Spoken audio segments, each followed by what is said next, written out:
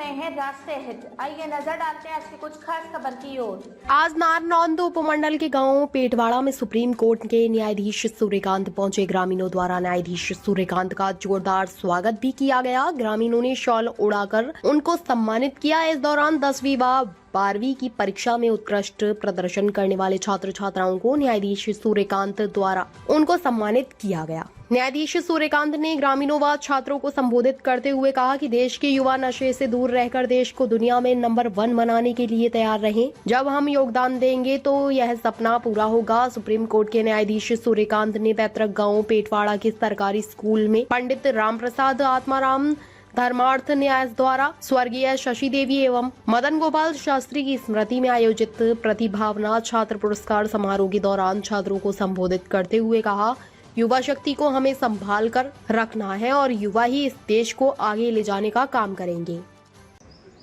कि आप सब जब इकट्ठे हो तो हम आपस में बातचीत करके आपके उस भविष्य की रूपरेखा के बारे में आपसे कोई बात कर सके और आप में वो हौसला बढ़ा सकें, आपके साथ चल करके हम आपका सहयोग दे पाएं, ताकि भविष्य में आप पेटवाड़ का, इस क्षेत्र का, हरियाणा राज्य का और पूरे भारतवर्ष का नाम रोशन करें। मेरी एक प्रार्थना और प्रेरणा गांव की बेटियों से है।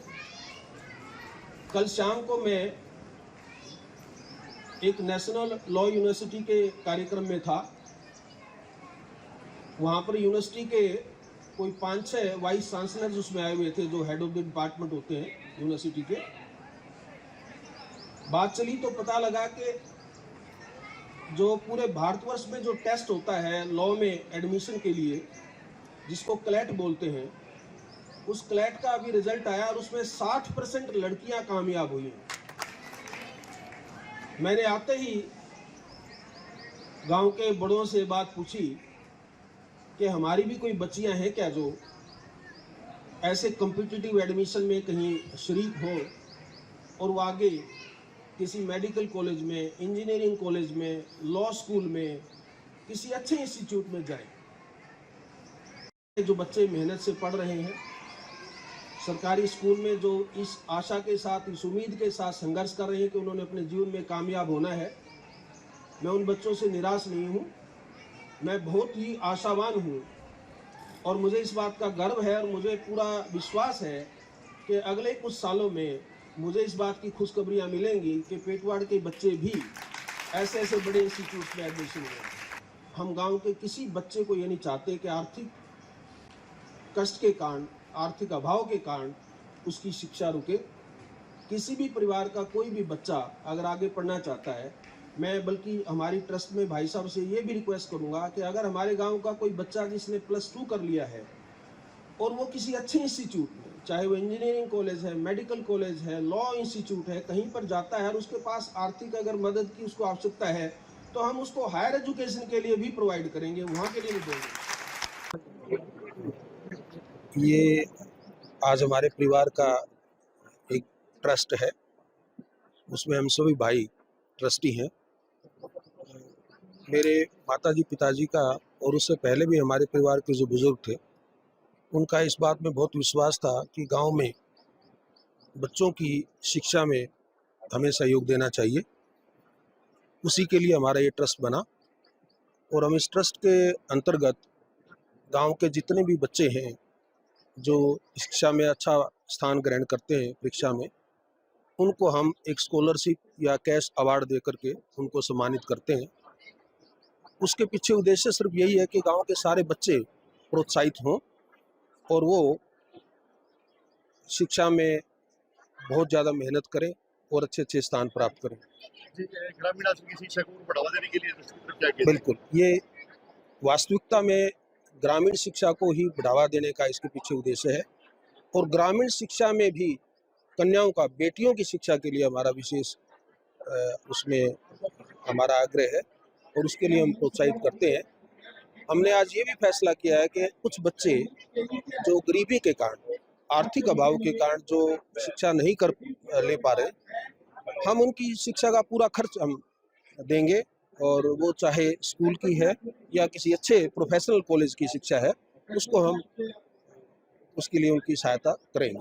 या युवा नशे की तरफ जा रहे हैं? देखिए, युवाओं का नशे की तरफ जाना एक बहुत बड़ा देश के लिए बड़ा एक खतरनाक बात है।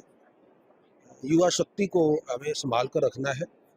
उसके लिए गांव की पंचायत, जिला एडमिनिस्ट्रेशन, अच्छे अच्छे जो लोग समाज सेवक हैं, समाज के में कार्यकर्ता हैं, जो बड़े लोग हैं, जो आदर्शवादी हैं और जो एक मार्गदर्शक का काम करते हैं, उन सबको मिलजुल करके इसमें पहल करनी चाहिए और बच्चों को, युवाओं को इसकी जो बुरे परिणाम है उससे अवगत करा करके और उनको शिक्षा में और स्पोर्ट्स में दोनों में हमें उनको आगे लाना चाहिए ताकि वो इस नशे की ऐसी गलत आदतों से दूर रहें। जी, कुछ युवा जुडिशियल में आना चाहते हैं, उनके लिए संदेश है?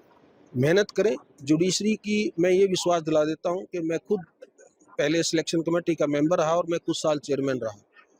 हाई कोर्ट के कंट्रोल में, सुपरविजन में एक एग्ज़ाम होता है और ये 100% सारी सिलेक्शन प्योर मेरिट पर और ईमानदारी से होती है।